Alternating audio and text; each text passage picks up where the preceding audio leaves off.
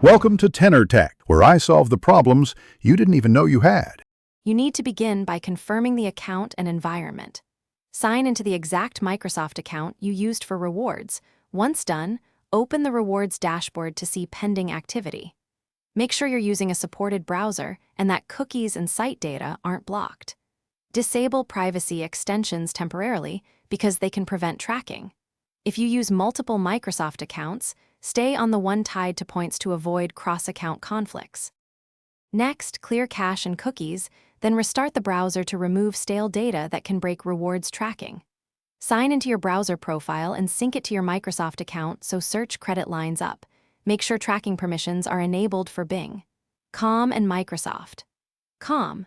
Retrace the exact steps that should award points, repeat searches, use the Microsoft Rewards extension or Edge features, and complete quizzes. These actions rebuild the event chain that triggers point crediting.